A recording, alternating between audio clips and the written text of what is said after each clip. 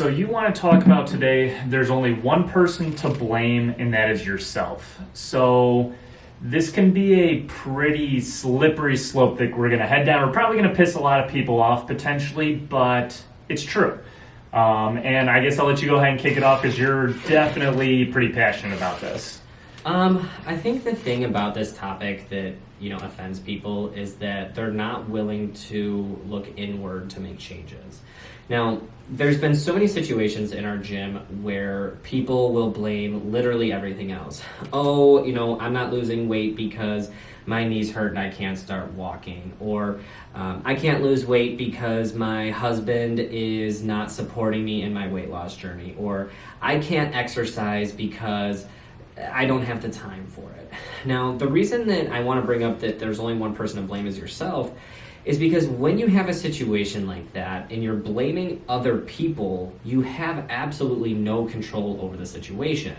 Now, I understand that some situations aren't really technically your fault, but if you can blame yourself anyway, you can start to have the thought process of, since it's my fault, how do I change this situation, or how can I control this situation to make it more positive, instead of feeling like, I don't know, since it's not my fault, it's someone else's fault, I don't have any control over it, and then we end up having a pity party for yourself. Well, and it's not just that too. It's almost like you're giving yourself the out. That it's you are blaming somebody else so you don't have to take responsibility for your own failure. And that's kind of how I see it. Now, granted, don't get me wrong, exactly like you said, that there are some circumstances, some situations that are 100% out of your control. Like, if you get sick, that's something that, of course, that's going to hinder progress. But if you stop working out or stop your diet, because you get sick and then you get better and you don't continue, again, there's only one person to blame at that point. But like I said, the biggest thing is I think it's just a way for people to say, I'm not going to do this anymore. I have somebody to blame. Perfect. And you're right, it does. It turns into a pity party at that point. Yeah, and it's funny too, because I don't always have this philosophy, but I try to really apply this philosophy to all areas of my life. Let's say, for example, you get into a car accident where someone rear ends you. Yeah, okay, that wasn't technically your fault and you shouldn't blame yourself necessarily, but if you can kind of have that same mentality and go, what could I have done differently to avoid this situation? Or what could I have done differently to make the situation better? All of a sudden you start to look at the world in kind of a new light, instead of it being, God, why did this happen to me? It's, wow, this happened to me, but I know how to handle it with the appropriate measures. Sure, and exactly, it should come back to, everything in life is really what it is. It's like, there's a lot of things that happened with our business over the last year that we can blame and be like, yeah, that's why, we're going through a slow period, or, and it always comes back to too, that it's always the bad things as well. It's never the good things. That it's like, you never blame anybody for the good things that happen to you. It's always the bad things. But, sort of going back, like if you go through a bad point in your business, it's like, no, it's not because, Facebook did something stupid, or, the people aren't walking through the door. It's, what are we doing on how to get those people through the door? And it's like, if we're not doing anything, there's only one person to blame, and it's ourselves at that point. But, and that's really the biggest thing, though. It's, on the flip side, like I said, it's, when the good times are rolling, we're not blaming anybody. And say, we're like, yeah, we're doing an awesome job. There was a story that I heard from, I think it was Einstein who was the one who did this story. And what he did is when he was lecturing one of his classes, on the whiteboard, he wrote 1 times 9 equals 9, and then did 2 times 9 equals 18, and then 3 times 9 equals 27. And he did this all the way down to 9 times 9. And instead of 9 times 9 equal 81, he accidentally wrote 82.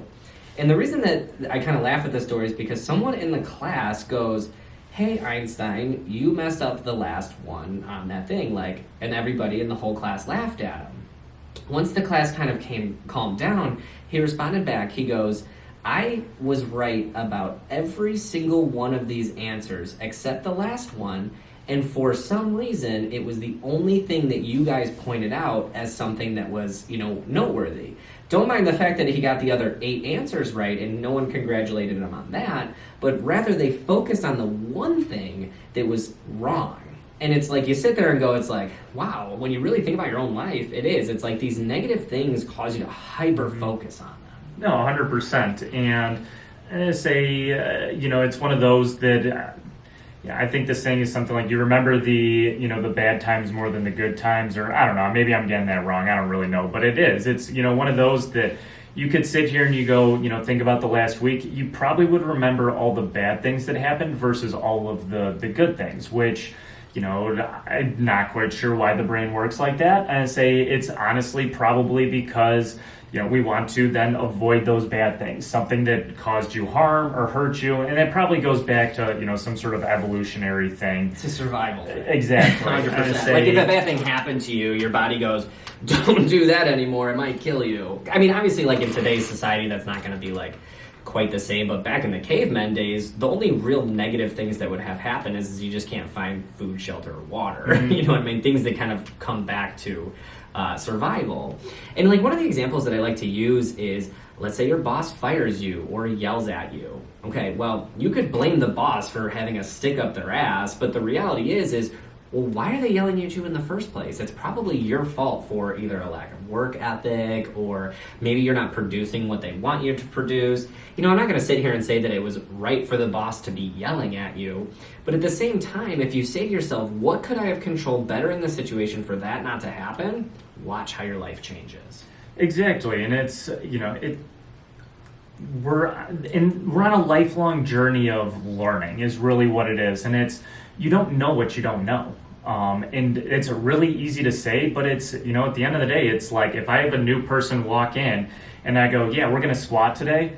I have no idea what they're capable of in terms of weight for a squat. They might only be able to do a body weight squat, or they might be able to do 135 pounds. It's, you don't know until you go and do something. And it's, unfortunately, it's really trial by fire, especially if it's something you don't know. And it's like, okay, I messed that up. That's okay. I now know and say my mistakes. I'm going to go correct them for the next time. And that's what I think coming back to, swinging it back to, fitness, that it's like, okay, and I say use your failure for whatever your goal is. Like, okay, I'm not losing weight. And say, I need to re-examine what I'm doing to figure out, okay, what did I do wrong? What do I need to do better? And then start doing it. And I think that that's the thing that doesn't click for people is the doing, it at that point versus, okay, I'm just going to use that as my failure. Yeah, I think it's very much a self-reflection issue. I think that a lot of the time that we get kind of worked up in the world that we live in that, we don't take 5 minutes to go, I heard this thing one time that was like, if you really want to make a change, sit at the end of your bed for 5 to 10 minutes and ask yourself, what is one thing that I'm doing wrong? And let me tell you, most people don't want to have that conversation with themselves because they don't actually want to change. Correct. If you say, hey, I drink a beer every day and you know that drinking a beer is wrong towards your weight loss, it's like having that conversation with yourself can be very difficult. And I think a lot of people, truly it comes down to just being afraid. Sure. Afraid of making those changes and afraid of seeing what would happen if they actually succeeded with what they're doing. And that's the thing that I think it's one of those that people don't want you to succeed for God knows whatever reason. And I say they don't. And I say people love when other people do bad. And that's the thing is, and I say, I'm sure we've got plenty of clients that would love to see us fail. And you know what? And I say, I will use that as fuel every single day. And it's one of those that I wish more people would do that it's like, I don't want them to succeed because I don't like them. I don't like what they did or, whatever it might be. And it's like, okay, and I say, one, you probably need to self-reflect on yourself why you feel that way. And it probably comes back to, oh yeah, I don't like them because I wasn't doing what I was supposed to be doing. And that's probably what it comes down to, that it's, I'm not going to worry about somebody that I don't have control over, is really what it is. So it's like, stop worrying about them. Worry about yourself and, stop blaming everybody else.